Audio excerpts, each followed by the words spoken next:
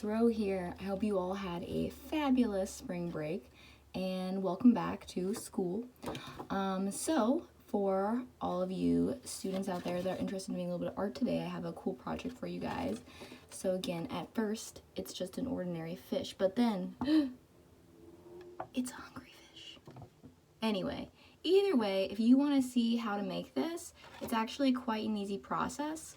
But I will show you how to do that, and if you want to decorate it in a similar way that I did with patterns and lines and color and whatnot, then stay tuned. Also, really quick, if you do this project, or if you have done any project before this, or just something really cool art-wise that you would like me to see, I'd really appreciate it if you could send me an email or have your parents send me an email with some photos, because I'm hoping to put together a little video or a little virtual art gallery at the end of this year with all of the work that you guys are making. I think it'd be really cool. So I have some work from some people right now, but if there was something that you worked on and you didn't send it to me, then this would be a good time. And if you, of course, make a project today, I would absolutely love to see it also. So just keep that in mind. So again, my email will be in the description down below too, but stay tuned. Thank you. Okay, so for this project, you are going to need a Sharpie or black marker. You're also going to want a pencil and an eraser. And if you would like, getting a thinner black pen would not be a bad idea either, but it's not required to have that. Also, a piece of paper. If you have thicker paper like cardstock, that would be better, but regular paper works just the same as well. It's just a little sturdier when it's thicker. You can also use markers or color pencils. It's really what you want to use or what you have available to you. Go ahead and start with your paper, and you're going to want to fold it in half. Just like that. Make sure you have a good, nice crease. Then you're going to go ahead, open it up. You're going to turn it over, flip it, and you're going to take one end and you're going to fold it towards the middle fold that you just made. You want to do that on both sides. And if you're confused, just, again, pause the video so you can see how my paper looks folded. Then take the two sides that you folded, flip it around, and make it so it closes just like that. So then you're going to want to fold the middle part down behind one of your side pieces, because, again, that's going to be the inside of the mouth. So you're going to want to hide it for right now. So go ahead. You can use a pencil if you want. I prefer to use one just because I can erase my mistakes.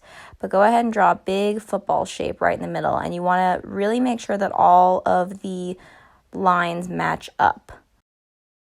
Then I drew another football-like shape, a bit more rounded for the eyes. And I just drew two little circles in there. That will just kind of be like the little highlight of the eyes. And then you can go ahead, add a tail. It doesn't have to look like mine. It can look however you want. And then I added a top fin and a bottom fin. And again, you don't really have to worry about where you put it, as long as you like it. So now if you compare the one I'm working on to the demo that I showed you earlier, you want to make sure that you again have the fin, top fin, bottom fin, and the tail. And then you want to add a little flipper on the bottom half. And if you want, you can make it look like my flipper, where it's kind of like a heart shape, or you can make it look a little bit different. So the next thing that you're going to want to think about is adding some sort of patterned line going down there. So again, on my example, I had more wavy lines, but on this one, I decided to do more zigzag lines.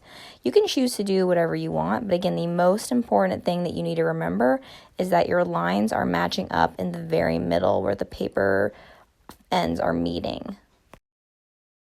I wouldn't make too many thin lines. I would try to space them out a good amount, because later on, if you would like, you can always go ahead and add some pattern to it, which would require more space.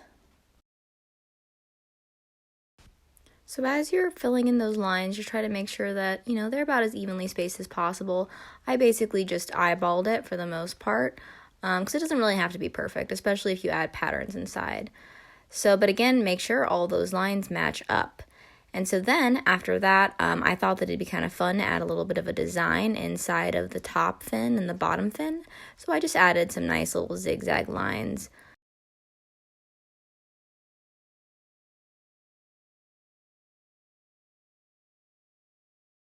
After your lines are done, they matched up, you can go ahead and open up your paper so you can start working on the inside of the fish's mouth.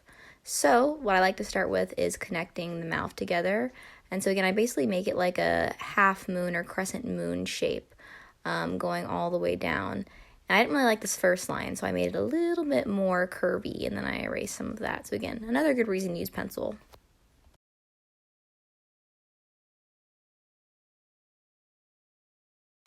Then go ahead and connect the back of the fish. And I just like making a pretty straight line all the way down, just making sure those lines are connected. And then you also want to go ahead and think about connecting the tail together as well. So I turned my paper. I do that a lot in this video just because I find it a bit easier. So again, make sure that, the tail curves the way that you want it to, or, if you want to make it very spiky, or if you want to make it very smooth and curled, then it's up to you. Also, since this is a hungry fish, if you want, you can give it some teeth. I decided to give mine some nice sharp teeth, so some big zigzag lines going down. Now you want to connect the top lines to the bottom lines. So again, making sure that you are starting the line out where it ends, right where that crease was. Go ahead, do your very best, and connect it as well as you can to the bottom. Take your time. There were a few different times in mine when I messed up a little bit, and that's totally fine because you're just eyeballing it. So again, another good reason to do it in pencil. As you are progressing, make sure that you close your paper every now and then just to double check that the lines are still connecting from the top to the bottom, because sometimes when you're erasing, you'll accidentally erase the original marks that you made. This next step is optional. You don't have to do it, but if you would like, you can go ahead and take a Sharpie and just start going over all of the lines that you made already.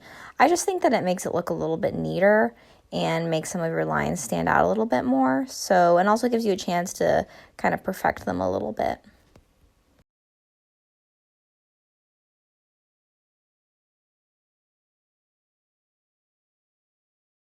And voila! Everything is outlined. So the next thing you want to go ahead and do is take your eraser and just go ahead and erase all those extra little pencil lines. Some of the lines you're not going to be able to see because you went over it with Sharpie or a black marker, but some you will be able to see. So again, just for neatness sake, go ahead and make sure all of your original lines are erased. Now it's time to figure out how you want to go ahead and color your fish. So in mine, I decided to basically just do every other line that I made one color, just so I wouldn't have to fill the whole thing in with patterns. I thought it might look a little bit better. I went ahead and chose this burgundy type of color, so I decided to go in and start filling in just every other line. And again, you want to try to do your very best to make sure that it's matching up with the top and the bottom as well. So if you need to actually close your paper while you're doing this step, just for starting out with, that might not be a bad idea, so you don't accidentally color in the wrong line, which, as you'll see in a second, I accidentally did.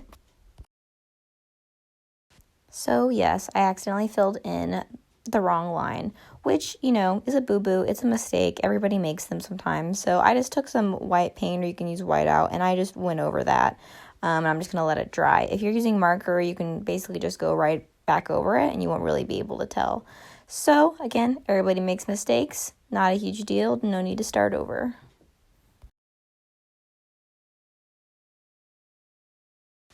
And like magic, the whole thing is colored in. So now the next thing, and this is a completely optional step for you, because again, you can decorate this fish or color it however you want.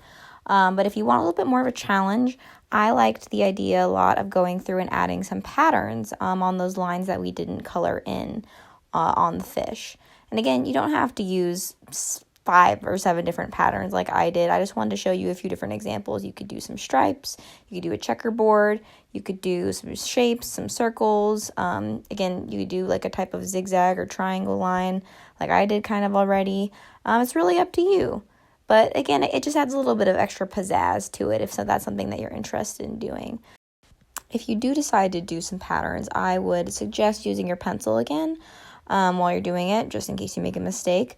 So I was doing some stripes in mine, and then adding in a few extra stripes in between where the points were, just for fun. And again, it's a good idea to actually have your fish mouths closed for this, just to make sure that all your lines are going to be matching up correctly. And then again, opening it up and filling in the rest after you've done the top and the bottom part. Other than stripes, I thought that it would be nice to add some big circles and tiny circles and kind of change those in and out.